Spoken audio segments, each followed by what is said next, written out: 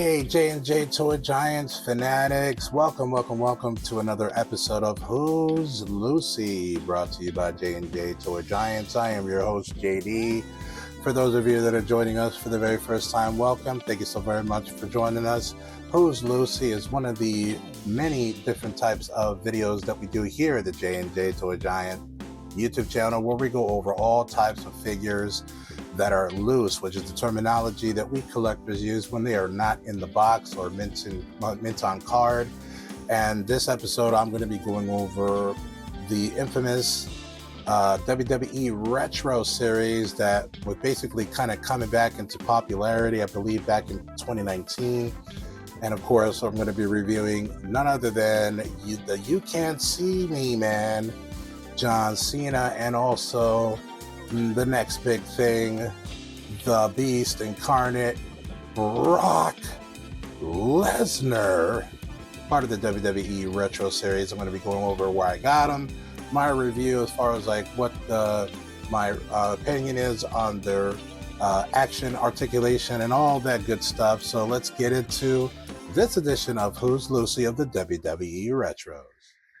All right, ladies and gentlemen, so we are going to be starting off with none other than the GOAT himself, by many of the fans nowadays in the WWE landscape of fans, none other than John Cena.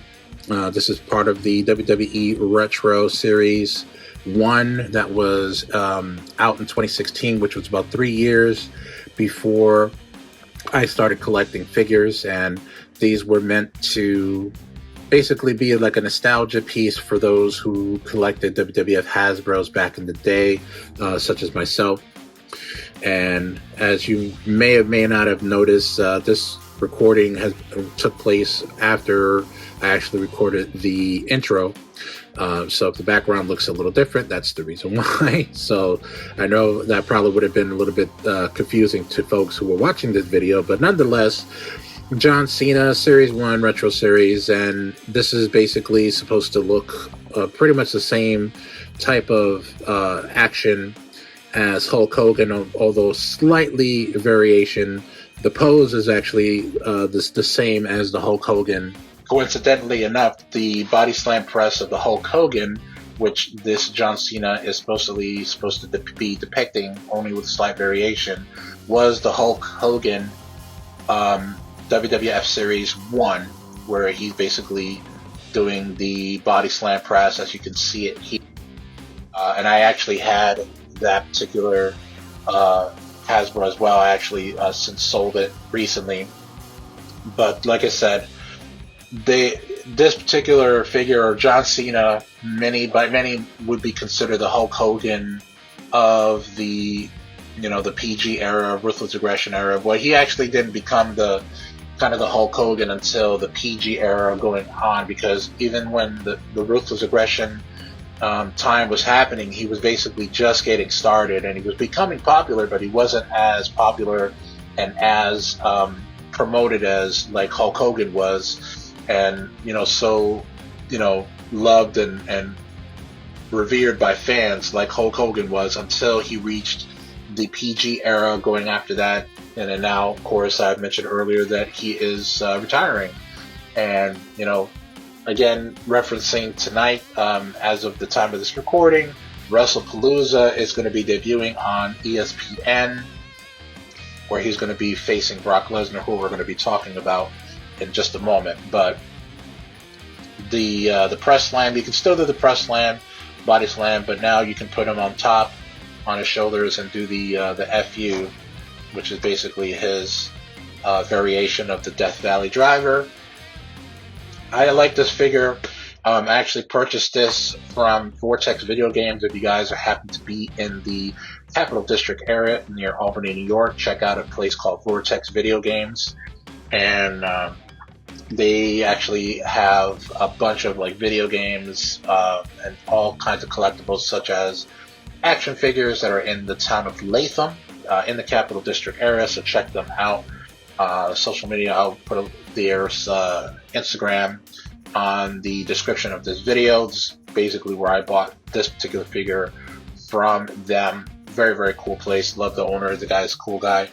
But yeah, I mean, essentially the way that they actually developed these figures were very, very basic, and it's basically a kind of like nostalgia piece and introducing younger generations to this style of action figure. And of course, obviously, this spawned many other companies, such as the Grapplers and Gimmicks, and of course Zombie Sailor, and so many different companies to be developing retro style Hasbro style figure toys, action figures for other people who are not contracted by WWE currently, for them to be able to get a figure. Because real quick, if you want to get a little schooling on how these figures get made, is you have to, whatever company is making the figure has to have a contract signed with that particular talent.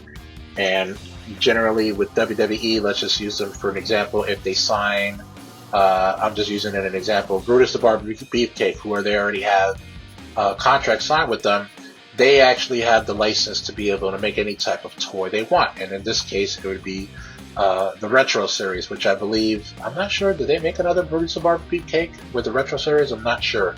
I don't think so, but I have to double check. Don't quote me, and of course, if you correct me, and just let me know in the comment section if there was another Brutus the Barber Beefcake or any of his other characters, such as the Disciple, the Zodiac Man, and the retro style WWE Retros. So after a while, they actually were doing them by series, series 1, 2, 3, 4, 5, and then of course after a while, the WWE kind of stopped making new versions of the WWE Retros, and then they were then issuing them as kind of like a Mattel Creations through their website, Mattel Creations, and of course going back to the manufacturers of the Retro Series is Mattel, which has a contract with WWE, but they were releasing them in like 4 figures, 5 figures at a time inside of like a box set. So they weren't issuing them, for a while, they weren't issuing them single like this was through series, but all through a box set. Now that I think that particular has changed now, if I'm not mistaken, where they're no longer doing it. They're not actually doing it, by series again. But, John Cena is a very big part of WWE's history, and bringing notoriety and fame, and putting eyes to the product and fans and butts and seats for a newer generation, from when I was a kid, which was around like, the Hulk Hogan era, into the new generation, and in the Attitude Era, like Stone Cold. So, every generation has a big figure, right now with the Triple H era of WWE, who knows who's going to be like the flagship? Will it be Cody Rhodes? Will it be Roman Reigns? Who's going to be the next John Cena, essentially? So without further ado, let's get over to the next figure. All right, folks, to round this video out here is going to be reviewing none other than the Beast Incarnate, the next big thing, Brock Lesnar, from the WWE Retro Series 1, along with John Cena. And again, both of them pretty much have the same sculpt as far as like the positioning of the arms and the legs and whatnot. Brock Lesnar is basically going to be the standard press slam function, because each Retro Series figure from WWE have a kind of like a function just like the WWF Hasbro's did back in the day. And him is a true press slam. There's no indents in the torso where you could, do like an FU or anything like that. This was during the time his, I guess you could say, gear, and was during the time he came back around the 2012, all the way through when he actually, this was the type of gear he would wear when he ended the streak. WWE had a streak at WrestleMania of The Undertaker, and of course this Brock Lesnar was the guy to end streak. At the disappointment to a lot of fans who thought that Brock Lesnar was not going to be able to end the Undertaker's WrestleMania streak, but that's a big part of history right there through WWE. And of course, the history repeats itself as now John Cena is facing, retirement, and he's only have a few more dates left. So tonight would mark his another date, which then brings it down to 5 more dates. So as of yesterday, it would be 6 more dates. So today, that's going to be 1 date out of the way with Brock Lesnar at Wrestlepalooza.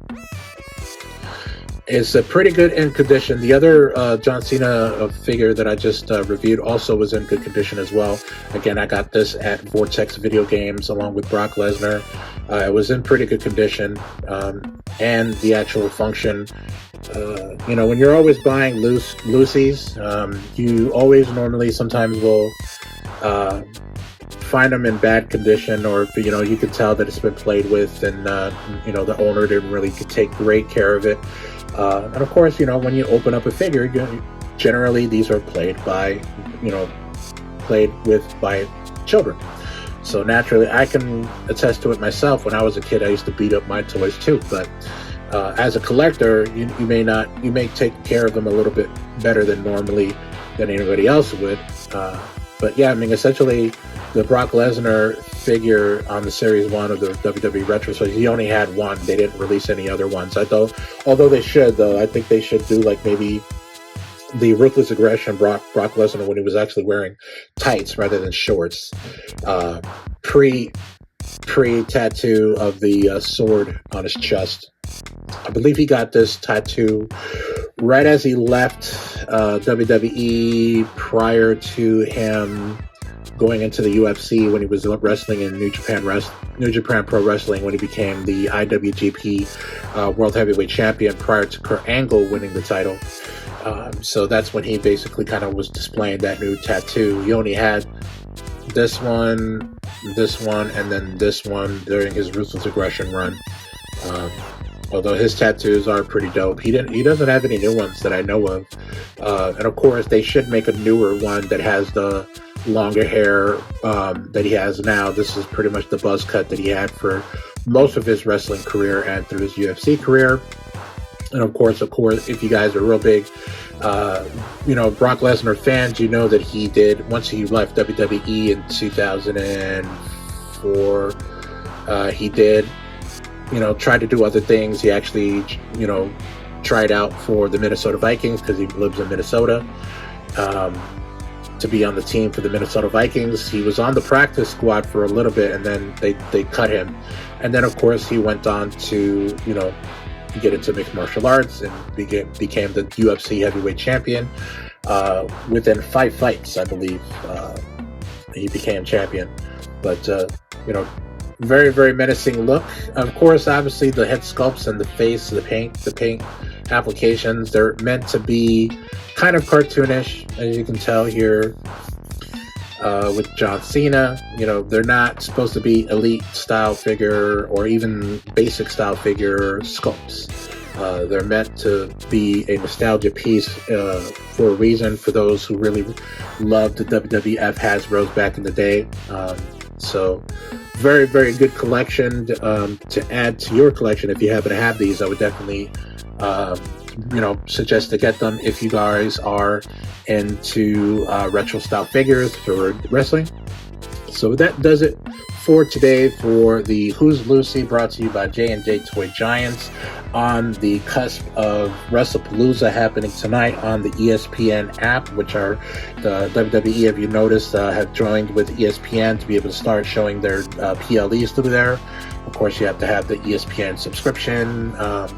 But yeah, thank you so very much, guys, for watching this edition of Who's Lucy, brought to you by J&J Toy Giants. I am your host, JD. Be sure to like and subscribe, and also comment on any of our video submissions on YouTube, Patreon, X, Instagram, and Facebook, and follow us on TikTok, and also follow us on Twitch. Thank you so very much, guys, for another one. Like I always say, keep on cruising.